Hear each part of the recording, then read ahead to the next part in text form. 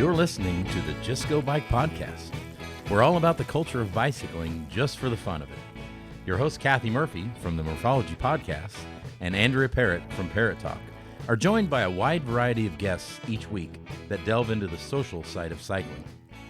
With tales from RAGBRAI Nation, come for the bikes, stay for the fun, and leave with a smile. And now, here are your hosts, Murph. Hey, that's me. And AP. And that's me. Well, hello, AP. Hey, Murph, what's shaking? Well, you know what? It's another week closer to RAGBRAI LI, and I've been out riding my bike. How about you? Ooh, I just went on a bike ride yesterday. Ooh, very good. Which here in Iowa, it's been kind of like beautiful, then stormy, then beautiful, then stormy. So it's been kind of hit and miss. Did you get wet? No, but I did have to time it exactly. And it was sort of a weird time to be biking, but you got to get those miles in. That's for sure. Yeah. And you were on an adventure this past weekend, weren't you?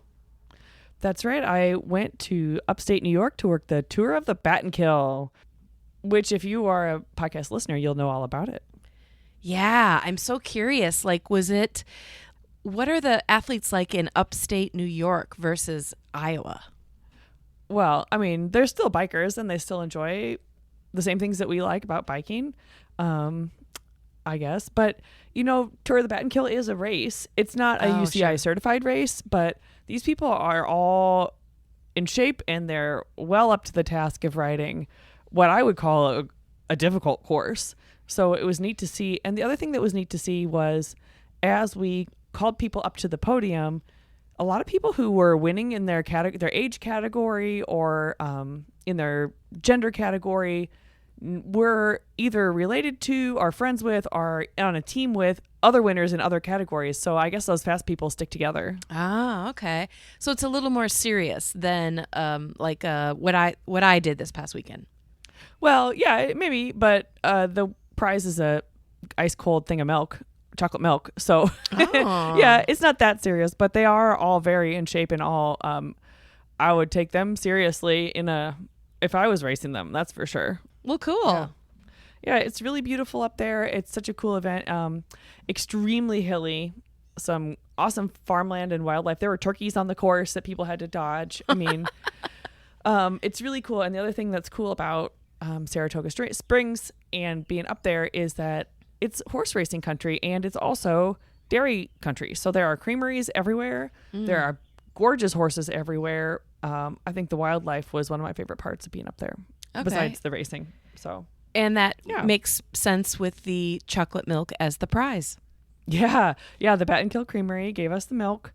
We were also sponsored by kiwis. So there were so many kiwis everywhere. I would not recommend eating kiwis and chocolate milk at the same time, though. So maybe in the same sitting, like a little dessert. Yeah, just space them out a little bit. Yeah. Great. Well, I was in your neck of the woods, even though you were in the New York area for the Pigtails ride. Yeah. How'd that go? It was really fun. It was probably one of the first pigtails that I've been on where there was zero rain. So that made the ride really fun. Of course, it's not, you can still ride in the rain, but it was just fun. It was a beautiful day. We had the, photographer at the bridge, Christopher Mahari, and I feel like Luke and his team, like Katie, they were amazing as far as getting everybody excited about the ride. And then we had a great time. Yeah, I know. Kudos to that team for doing such a good job. Obviously, this Pigtails ride is near and dear to both of our hearts. So it's cool to see someone taking it and running with it. I heard that their registration was up this year, so more good things to come with Pigtails, I bet. Oh, for sure, yeah. And the food was amazing. Thank you, Brooks Reynolds, for kind of coordinating that with Luke and Katie. So it was great. I'm already looking forward to next year, and hopefully we can get it so that both the Just Go Bike hosts are there at the same time. Oh, wouldn't that be the dream come true? So speaking of, did anyone recognize you? Oh my gosh, it was hilarious. They're like some lady, I'm sorry, I don't remember your name, but she just came up to me and said, I want to hear about your bike ride across the United States. And I was like, oh, Well, hello, which I thought was cool. But then quite a few people were like, are you Murph or are you AP? So I love that. I love hearing that. How about you? Yeah, you're my favorite person to be mistaken for sure. So, yeah. Yes, I did see some riders. One of the funniest ones was that I saw some riders cross the finish line and the announcer said, these 2 riders are from Cedar Rapids, Idaho. And I'm like, is there a Cedar Rapids in Idaho? But no, they were riders who were from Iowa, and they had driven all the way up there to upstate New York to ride the Bat and Kill. But they came and said hi after the race to just chat about the podcast and about being from Iowa. So that was really cool. And shout out to the other person who came up and said hello to me. Some gentleman came and said hi, but I was in the middle of handing out chocolate milk to the winners, so I wasn't able to chat with him, although, you know, it was really cool of him to say hi, and I really, really appreciated it. Yeah, I love it. That's awesome. Yeah. So it was so cool. I was like, I'm in New York. Who recognized me? But yeah, so it was awesome. It was so fun to be part of Pigtails. I handed out a bunch of stickers, so hopefully everyone who got their sticker remembered to take it out of their jersey pocket before they washed it. So that part was fun too. Yeah, just such a treat to be involved with different cycling events around the country that are doing so well and people are really enjoying, and you know, people just getting out there and just go biking. Yeah, just go bike. Yeah. I see what you did there. But speaking of the big ride, the RAGBRAI ride that's coming up in shorter than you think, I saw recently that both Glenwood and Burlington have released their parking info, their long-term parking information. Yes, I saw that too. So it's really easy for registered riders to find all that information. Just, you know, find their pages on Facebook and it will connect you to the right information. Yeah, and I have shared the information on the RAGBRAI Facebook page. I will do another recap post where I have both of them on the same post, and we should have it on ragbrai.com shortly. Cool. Okay. Well, another segue about RAGBRAI this year. This episode is pretty fun. We've got so much feedback about our frequently asked question episode. So we went right to the front line and we got Erin Oliphant, who I know you know well, but she is our guest on this episode. She is Miss info@ragbrai.com. So if you email us, yes, the email is generic, but it goes to a real person, and Erin is the person you want to talk to because she knows everything RAGBRAI. I'm excited to hear what she would consider the most frequently asked questions from her side of things this time of year, and how she'd answer them, because I know first of all, I know she's right, but second of all, I just want to, you know, it's always a little bit different than what we get on social. So yeah, we did just do a FAQ episode from sort of my perspective and from what we've seen on social media, but yeah, I'm sure it's totally different in the inbox, and I can't wait to hear. Yeah, it's really good. And this is a fun fact.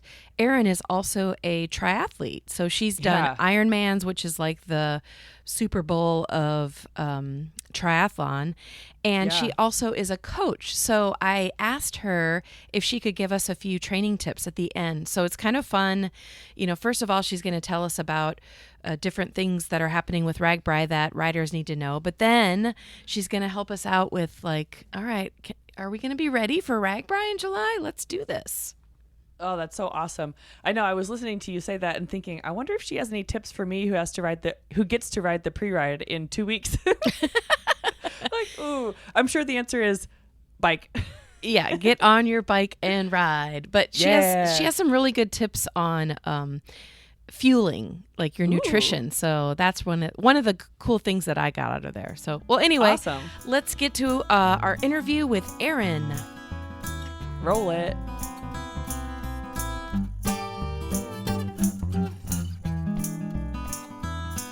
A very warm welcome to Erin Oliphant. Hey, Erin. Hey, Murph. How are you doing? Good. I'm really glad that you're able to come on the podcast because you are going to help all of the registered RAGBRAI listeners with a lot of questions that they've been having lately. I'm happy to be here and happy to answer all those questions for them. Excellent. Well, before we get into it, will you tell the listeners maybe a little bit about you, your background, and what role you play at RAGBRAI? Yeah. So I work at RAGBRAI as the customer service person. So if you've ever emailed our info@ragbrai.com email, most likely that response is coming from me. Aha. And then I also work in customer service for some of the other events that Ventures Endurance puts on. I'll also be at RAGBRAI helping out. If you have any issues at Expo, I'll probably be the one that you head to for that. Outside of Ventures, I love to do triathlon. So Oh, I've wow. completed 4 Ironmans now, including 2 world championships. And I'm also a triathlon coach. So I love to coach long distance athletes on the side. Wow. And Ironmans are, well, actually the World Championship is like the Super Bowl of triathlon. So congratulations on making Thank it that you. far twice. Thanks. Wow. I guess It's been fun. a lot of people would probably say that about RAGBRAI. You know, like people that you might Yeah. meet that don't really bike will be like, "What? You're going to bike for 7 days in a row?" So, I mean, RAGBRAI is crazy. I mean, anyone who takes on the challenge of biking all of RAGBRAI, I think, is amazing. well, let's get into some of the questions and then, you know, maybe at the end we could actually talk a little bit about fitness since you have that coaching background as well. Sounds good to me. Okay, so I have some like target points that I think between you and Erica Detterman at RAGBRAI have kind of brought to my attention. And then, of course, if you have other things that have really been hot, feel free to jump in. But the first one I have is long-term parking. Yes. So that is a common question we get because first of all, there's some confusion between the support vehicle passes and the long-term parking passes.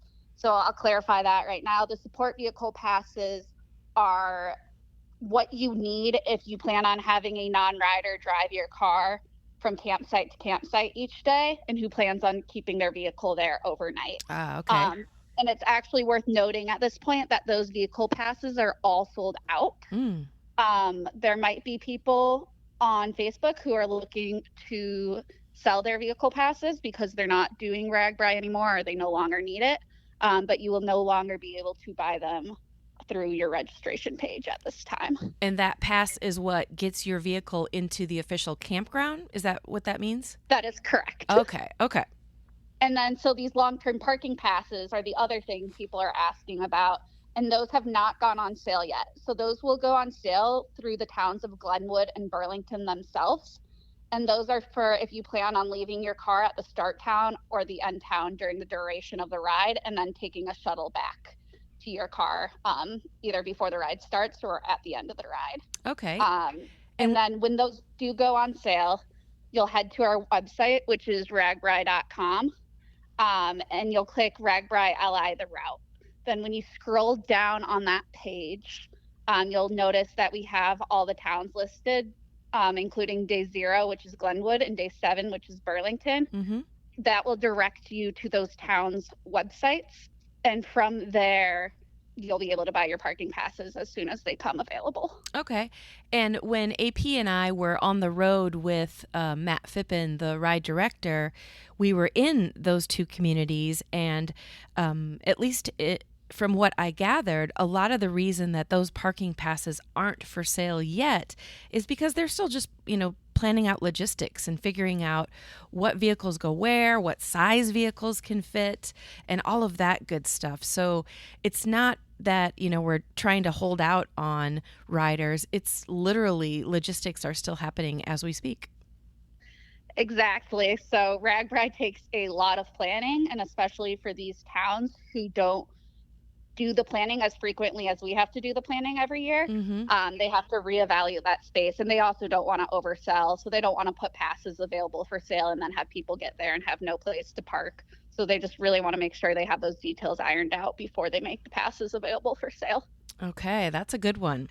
Okay, next one is turn-by-turn maps, which I'm assuming that it goes to like the Ride with GPS actual maps. Yes, it does. So I know everybody's anxious to see the exact route and every turn you'll be taking. And we will have that map published for you before the ride. However, we won't have it out until after pre-ride. And the reason behind that is because we like to ride the route ourselves to make sure that we have the best roads, that there hasn't been anything that's popped up like construction wise before the route, to make sure the roads can accommodate that many riders and all that stuff. So occasionally there are changes from when we announce the route to pre-ride.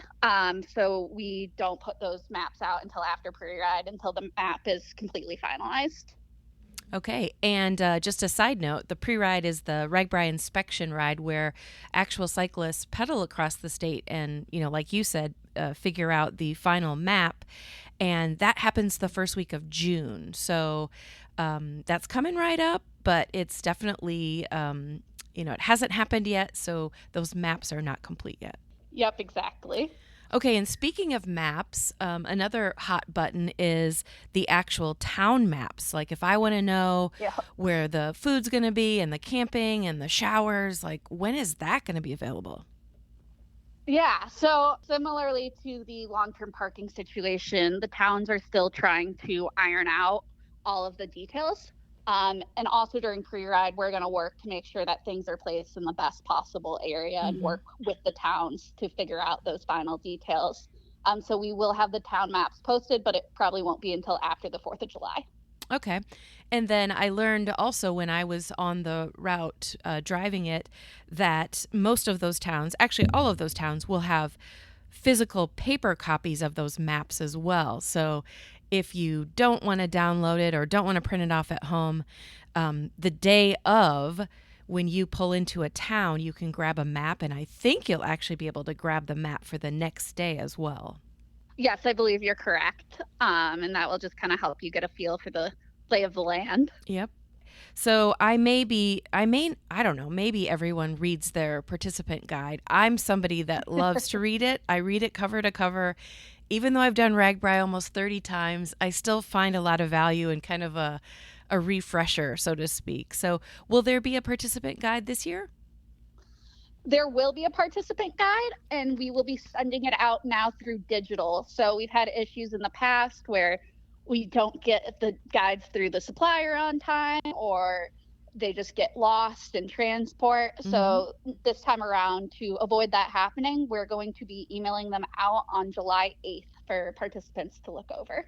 Perfect. Okay, July 8th. I'm going to write that on my calendar. And it's nice that it's electronic, because then you don't have to, worry about losing it in your home. Yeah, you can download it and pull it up whenever you need it along the ride. Yeah, that's great. Okay, let's say registration is closed, which is true, and I really want to do RAGBRAI. What are some of the ways that I can still participate in the ride? Yeah, so starting on June 1st, we will open our transfer portal up, which is for people who registered before the May 15th cutoff, but who unfortunately had something pop up and they can no longer attend with us. People who are not registered will be able to buy the riding materials off of registered riders. And we will have all the details on how to go about that on our website on June 1st. Okay, excellent.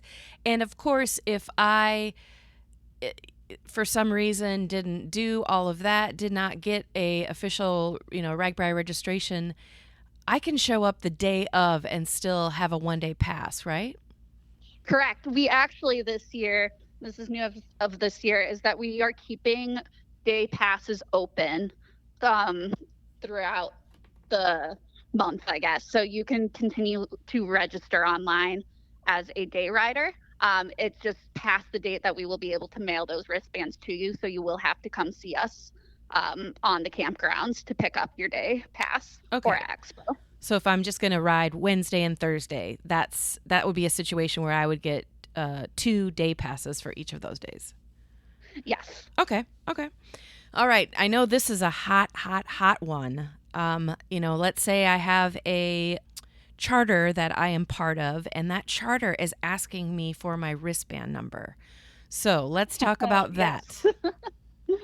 Yeah. So wristband numbers won't be assigned until closer to the ride.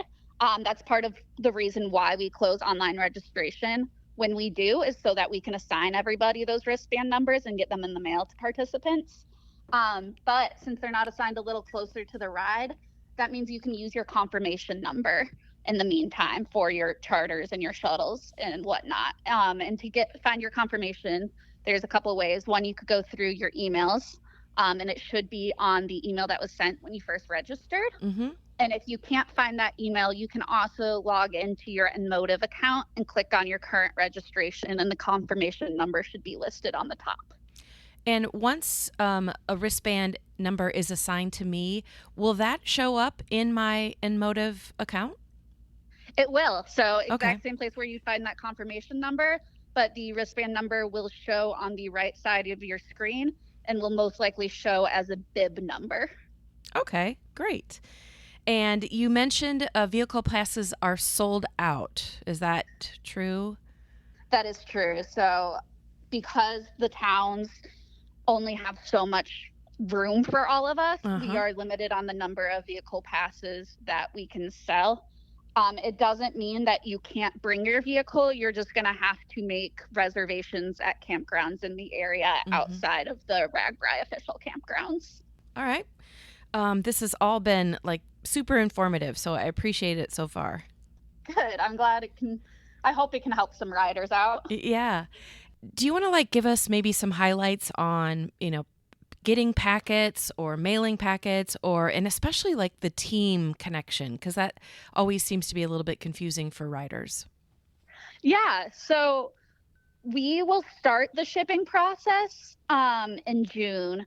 However, that doesn't mean you're going to get your packet in June. It might take until the first week of July for you to see your packet come in the mail. Mm-hmm. So at the very least, we expect to have packets all sent out by July 8th, which means you should have your packet by the second week of July. Okay. If for some reason your packet were to get lost, please come see us at Expo and we will be happy to replace it for you. That will not be an issue at all. Okay. If you are part of a team, your packet will ship to your team captain. And what your packet includes is your wristband, your bike license plate, and your bag tag. So your captain will have all those materials for you if you decided to join a team. Okay. This year, your swag will be shipped directly to you. So if you ordered any swag with your registration, like a jersey or your souvenir pack, that will be sent directly to you when we have it. Okay. So if I ordered a jersey and then also registered, it will most likely come as two different packages. Correct. Okay. And even though registration is now closed, can I still order a jersey online? You can. So you'll just go to ragbrai.com, and on the top of the page, we have a button that says shop. Just go ahead and push on that, and it will take you to all this fun RAGBRAI merchandise, including jerseys that you can purchase. And I already know this answer, but let me ask anyway, because I know people are thinking it. But is there a cutoff to the jerseys, or can I still buy one actually on RAGBRAI? You can buy the jerseys and so much more on RAGBRAI. So we'll have so much fun swag for everybody to purchase. I'm excited about it. Cool. Yeah. The jersey this year is awesome. There is a secret in the pocket. I don't know if anybody has already received their jersey, but look in the back pocket. The little Easter egg. Yeah, exactly. So, okay, these were all very, very good questions. And I think I want to segue now to the second half of this interview, and that's a little bit maybe about training. Of course, we've talked to Coach Ertl, and he gave us all some great tips. It was a couple of months ago, so I'm hoping at this point, people who are listening are starting to feel a little bit more confident about riding their bikes across Iowa. But it's going to be over 400 miles. And as we all know, it's going to be the steepest RAGBRAI ever. So can you help us? Woo! Yeah. So I think with the hills, it's really important to get some high tension training in. And what that means is if you're riding on a trainer, you're kind of turning up the resistance on it. Or even if you're outside, just shift into a higher gear than you normally would and have that RPM around 55 to 65 rings per minute or revolutions per minute. So you kind of feel that burn in your legs where you're really working on that muscular endurance. Mm-hmm. And that's going to help you power up those steep ascents that we have on the ride. Okay. So even if you're on a flat area when you're training, if you put your bike into harder gears, your pedals are going around slower, but you're putting more effort into it. Exactly. Okay, got it. That's actually a good one, because that's kind of, faking your body into thinking that you're on a hill. Exactly. So that's the point of it, is just we want to kind of, even if we don't all live in the same areas where it might be completely flat or we might have all the hills, it's important to work those muscles that we'll be using on RAGBRAI to get up the hills. Mm-hmm. Any tips on like your opinion on nutrition? Yeah, so that's the thing that I see people struggle with the most on this ride, is with their nutrition, because it's hard when you're biking to get across to the next town. You're burning a lot of calories and your body can only keep like a hour worth of fuel in it from the start. So you're going to have to figure out a way to fuel, which means calories. So I recommend at a bare minimum consuming 50 grams of carbs per hour while you're riding across the state. I would personally do like 80 to 90 grams of carbs, but I'd also know myself and know I'd be riding pretty hard. But anywhere in the 50 to 90 range is probably good. And there's so many different ways you can do that, whether that be through real food, like keeping an Uncrustable in your jersey pocket and eating that as you ride, or through your bottles. So I personally love like high carb drink mixes. Like Scratch makes a great like super carb, high endurance fuel source. Infinite is what I use for my long rides, which is another great one that I can put 120 grams of carbs in one singular water bottle. Wow. Okay. So those are really great sources to use along the ride. Oh, and then you can also use like chews and gels and whatever you like. Just make sure that you're eating along the ride, because it's really important, and you'll see your energy fade and it will affect how you recover throughout the week if you're not eating it properly. Okay. And now is the time for riders to, like, let's say you have a favorite granola bar or a chew or, like you said, a drink mix. Look right now at the carb content. So then you kind of have a feel that, all right, my favorite granola bar, I need to eat 3 of them an hour to get enough carbs, where maybe if I switch to like a fig bar, I will get more carbs in the same amount of time. And I would assume, help me out here, but like if let's say you're on RAGBRAI and you go and, you get the amazing pies that are available. You have to assume that sugary food like that has high carbs, right?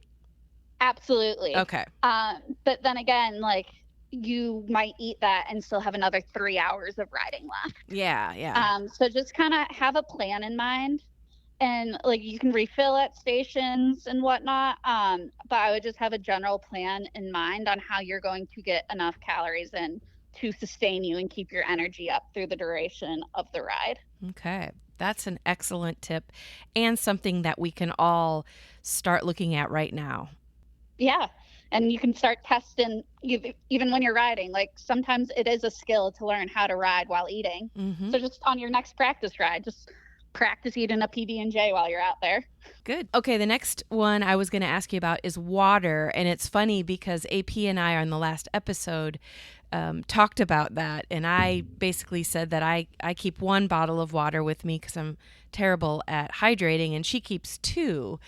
And so now I'm guessing you're going to yell at me that I only have 1 bottle. But will you kind of give us some tips on hydration? Yeah, so I would recommend drinking a bottle of water per hour throughout the course of the ride, because it can be really hot, and we don't want to get into a place where dehydrated. That's when you're going to risk things like heat stroke. You're going to get dizzy, you're going to get bad headaches, and you might get grouchy, and it's just not worth it. So I recommend consuming a bottle of water per hour. There are plenty of water stops along the ride, whether it be for a RAGBRAI official stop or it just be like a local farmer on the side of the road, like handing out bottles of water. The thing I do, and people might think I'm dorky for this, but I don't care, is I'll ride with my Camelback on me, just to have an easy, big source of water I can drink throughout riding.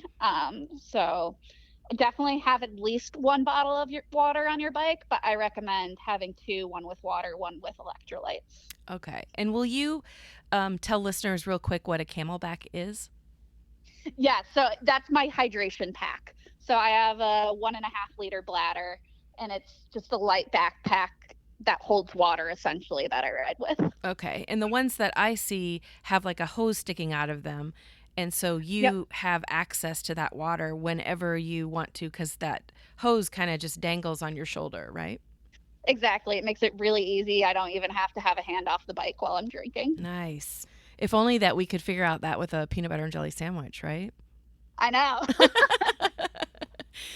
Okay, so, Matt Phippen cannot guarantee it's going to be a beautiful 70-degree weather every day. Hopefully we don't have it like we did last year, but let's just say we do. It's 100 degrees every day. Do you have any tips for temperature management? Yeah, just make sure you're not going too hard. Like, this isn't a race. Mm-hmm. Just find a pace that you're comfortable in. Don't push too hard to keep that core body temperature down. On top of that, you can do things like pour water on yourself, like hold ice in your hands to get that core body temperature down if you start to feel yourself overheating, Mm-hmm. and take breaks as needed. So if you start to feel off, take a break, kind of evaluate how you're feeling and whether you need more food, you need more water. Maybe you just need to sit in the shade for a few minutes to calm down. Like, that's all okay. Like, your group will wait for you. They'll understand. And it will be a lot better than having to take an ambulance to the hospital because you have heat exhaustion. Yeah, and we're all going to the same place each day. So even if you get separated from your team or your crew, we all end up at the same place. So you'll find them eventually. Exactly. Well, Erin, is there any other tips or frequently asked questions that I didn't hit on? Not that I can think of off the top of my head. So I think we covered a lot of good material here. Yes, I agree.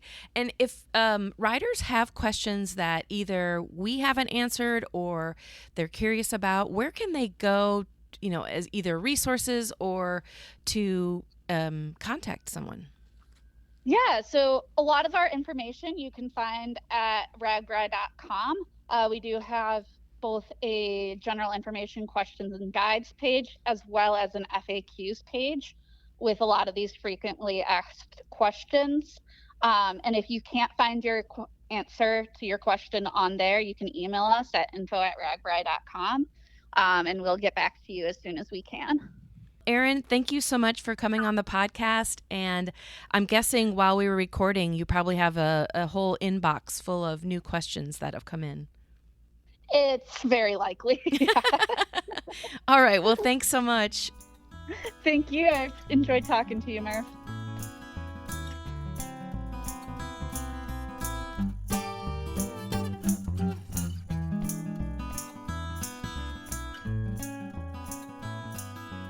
Thanks for tuning in to the Just Go Bike podcast. Murph and AP will be back next week. In the meantime, check us out on YouTube, Instagram, Facebook, and X, formerly known as Twitter. And if you would like to contact Murph and AP with a comment about the podcast, or maybe you have a topic in mind, email them at justgobikepodcast@gmail.com. Don't forget to rate, review, and subscribe to this podcast, especially if you're a fan. Until next time, Just go bike!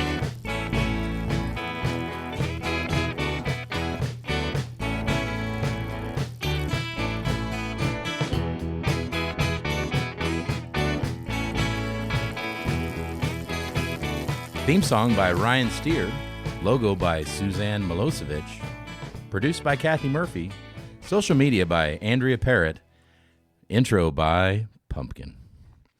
Until next time, just go bike.